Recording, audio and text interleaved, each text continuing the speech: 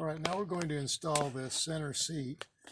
You'll notice that these little grooves here are going to slide into the brackets here, and this back part will go into these back two brackets.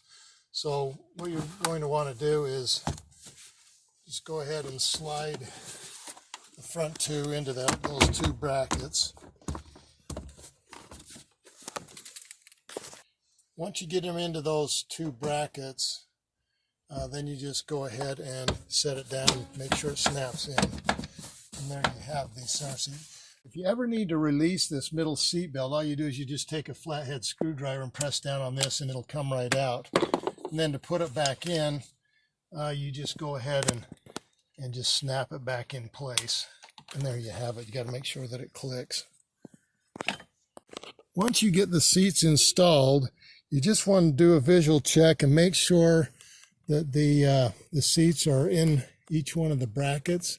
And you know, if you move them, try to move them around, you shouldn't have any movement. But you want to make sure that they're secure, that they're all the way in the bracket, and that way you'll be safe. Now you might say, well, why do I want to remove my seats? Well, here's one of the reasons. It's very hard to detail or do a good detailing job on your minivan unless you take the seats out. There's just all kinds of stuff that can get in there. As you can see, there's even a quarter here, so I'm actually going to make a little money on this. But you can see all the seats are heavy, so it's not an easy job.